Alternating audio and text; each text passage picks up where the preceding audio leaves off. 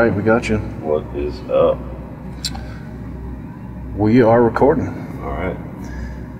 All right, welcome to Brutal Planet interview series. We have with us today Kurt Deimer. Is he say Deimer or Deimer? Deimer. Kurt Deimer. Yeah. I'm good. So, first question: how did you get started, man? How did you get into the music business?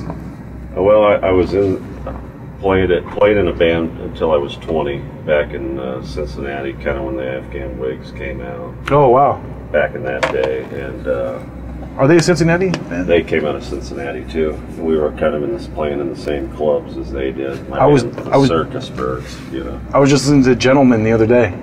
Oh, you were? Yeah. Yeah. No, I love that. I love that album. That's actually my favorite Afghan Wigs album. That's a great one. But yes, so when I was about 20, I was going nowhere fast. I was probably on my 4th year of college, and I was nowhere near being done. And partying too much, doing my band thing, and I decided I'm going to shut that down. Met my son's mom. We got married. I finished school, ended up even getting a master's after being a fuck up all that time. And then we had 3 boys, and one 27, 26, and almost 6. He's getting his license, my youngest. Oh wow! About a month, which scared, you know, you always get scared when that happens. But had a family, and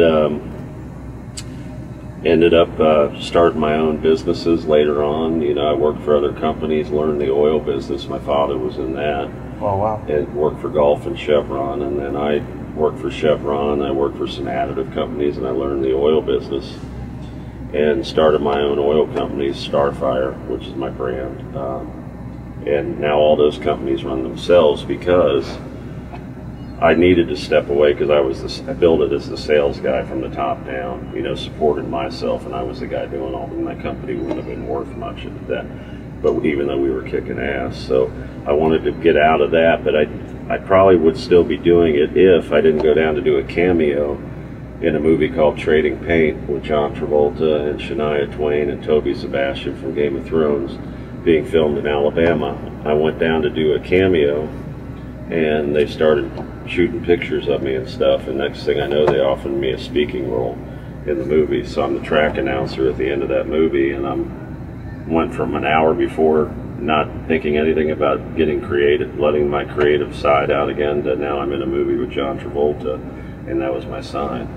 So you'd already kind of made it in the oil industry. Yeah, that was doing your thing, and then you anybody's ass in the oil business, but you know, now you kind of fell into acting. You only live once, and I suppressed my creative side because I couldn't handle it when I was young and immature, and I didn't want to party myself to death. And said if I can do it someday when the time's right and I get a sign, I'll do it, and that was my sign.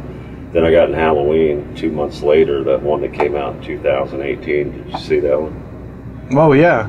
I was the most. I think we saw that in the theater even. I was the gas. I don't think so. The gas station teller. Really? Laying on the counter, the teeth came out of my mouth in the 2018 one. Is that the Rob Zombie one? No, it was the Jamie Lee Curtis. Oh, no, the remake one. I haven't seen it yet. Okay, yeah, I don't think Kills I've seen just came out. I got you. It's the one right before Kills.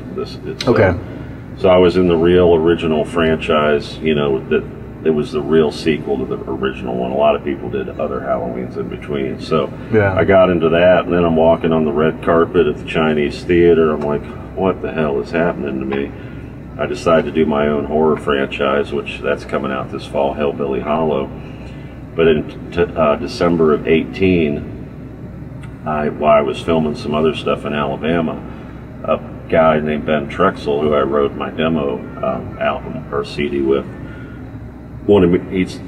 two people wanted to hook me up with him, and I hadn't been in front of a mic since I was 20, and I said, yeah, let me try, because he sounded kind of like a wedding singer on there, kind of boring, but it was a good riff and a good tune. And so I got in front of the mic in December 2018, then we started writing together. I loved it, and eventually made my way to LA with the demo. Still didn't like the way it sounded, and my manager at the time, right as COVID hit, I said, I want to get this remixed by somebody who's really noticeable, you know, who's really good. And we didn't think Chris Lord-Alge would give me even a sniff, but he said, oh, it was right as COVID hit. He goes, I'll remix those for him. And now Chris Lord-Alge and I are best friends. He's my producer, my mix engineer. He discovered me and my voice, and he said, you're just going to be you, and you're going to do things the way you do it, and you're going to be unique. And then we did Have a Cigar. I didn't want to do the Have a Cigar cover that Ben and I had brought out there because I just wasn't feeling the vibe on it, but Chris said it's a great tune. This is how we're going to launch this. He brought me together with Phil X then.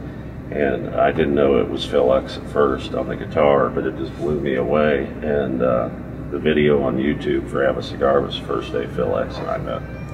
So that's kind of how it all unfolded. Now Phil X and Chris and I can't stop writing kick-ass rock tunes. And Phil's in my band now. And Chris will be here tonight. So awesome, man. So what would you say are some of your main influences? What influenced you to get into music-wise? Yeah. Well, I saw Judas Priest like 15 times when I was young, and I loved K.K. Downing and Glenn Tipton, the two guitars, which is what we have, and just loved the power of the music. I loved AC/DC and how they had Bon Scott with his unique voice, which made me believe I could do it with my own voice. I liked how when Van Halen came out, they had their own unique sound, and they would tour, like I'm touring with Yngwie and Jeff Tate. They're my first two tours so far. And Van Halen, one of their first tours was Black Sabbath. And two different things, but they had their own vibe, and they got to go out and introduce it to the world. So that really gives me the motivation and the strength to know I can do the same thing like those bands did if I write tunes that people dig, you know. That's great. And stay true to who I am. And Phil gets to shred now and just be who he is without playing all the studio stuff or playing the Bon Jovi stuff. So yeah. How was touring with Jeff Tate? Yeah, that was your first awesome. tour, right? Yeah, Jeff was really cool. My managers, Andy Gould and Paul Gargano, brought us together for that, and he featured on a song on my first EP, Burn Together, which you might have heard.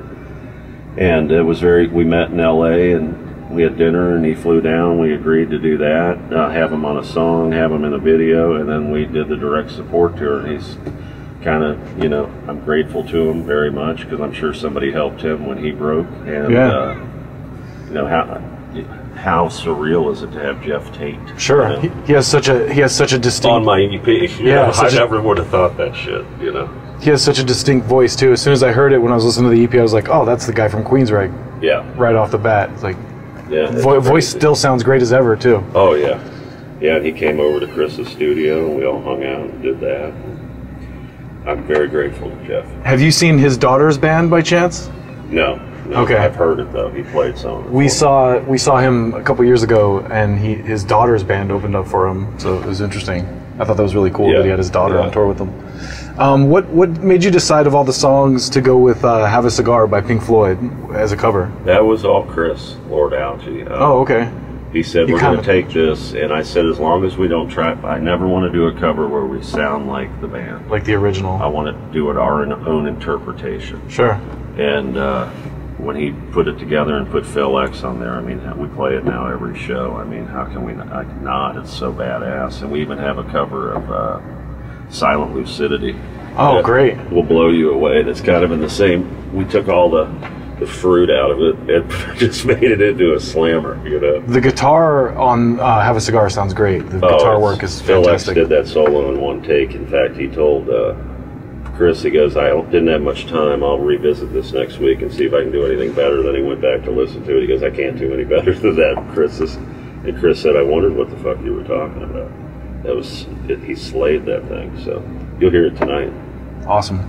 So you kind of touched on this a little bit, but how did you end up touring with Yngwie? Yngwie, I was in the Stowaways on Shiprocked in January. I just went by myself. The band, hopefully next year, will be on there and perform with Bumblefoot and Nita Strauss and all them. And I get off the stage one night and I look at my Facebook messages, and I have a message from these promoters that had known me when I was Bald Man, because I came out to LA as Bald Man. And they sent me the message that they had a tour and they thought I'd be a good fit to open for Yngwie. I have a different style and we could put on a show that entertains people in different areas. And I gave it to my management and they followed up on it, and here we are. So awesome. And now we've got TKO as our booking agent. So now people are starting to notice, and now we're working on even bigger tours to go through November after this one's over, June 5th. That's great. That's actually, so the last two questions are, do you have any new material on the horizon? And then what are your touring plans? Well, we just released our single Hero, which is doing very well everywhere. Video on YouTube for it. And then Father's Day, I've got a song coming out I wrote called My Dad that I've been working on. I wrote it a couple years ago, but my dad passed in 2016. And one night on the porch out in the country where I live in Cincinnati, I was just drinking some beers and smoking, and I just wrote this tune. It came right out of my brain in like 10 minutes, and it's exact words that you'll hear. So we're going to put that out on Father's Day. It's, I think, going to be big all over the world as a single and celebrated every year on Father's Day. And then our new EP will come out in August with 6 more new tunes. And awesome. We probably got 4 or 5 more already teed up in the pipeline, so it's very difficult to pick. We got a covers out we can put out. We're going to go a little country on a few things. So yeah, I was gonna say some of the material reminded me, like, I'm not a huge country person, but like your voice reminded me a little bit like Hank Williams at times, even. Yeah, a little bit. Yeah, I love Johnny Cash. I just stay true to my voice. I'll talk a little. So I've heard people call it talk rock, but it's not really like I'm rapping, or it's just my own unique way of presenting talk rock. My that's lyrics, interesting. You know. Yeah, it does remind me like Hank Williams Jr. like like in Naive. You hear Naive, Can't Be, it's about people, my manager screwing me before I got to my managers now, and just people to take advantage. I don't want people to get taken advantage of in life. Right. So, but in there, I'm singing, but then I also, listen to me, think before you buy that shit, then toast it with a drink. It's kind of I'm kind of singing, but it's just kind of the way I'm doing it. The first song I heard was back at the school. Yeah, and it's kind of like the analogy of like call me out. Yeah, we used to take it. We used to take care of it out back. That's the way we used to, man. Yeah. Yep. Now people are just mean as hell on the internet. Yeah, but they can hide behind They can hide behind their keyboard. Right. And really, if they wouldn't say that, if they knew I could elbow them right in the face, they wouldn't. Totally. Say it. Yeah, a lot of those people aren't the same, man. It's like when you look at them. I hate you. You don't sound like Jeff Tate. Okay, well now I can't find you, and I don't really care because. You wouldn't say that you don't like me, but why do you have to even say anything? You wouldn't say that if you were within striking distance. Right, exactly. Right. So. Yeah. All right. Any final words you have for everybody? No, I just wanted to thank you for coming out, taking the time to spread the word about Kurt Deimer and interview me. Thank you.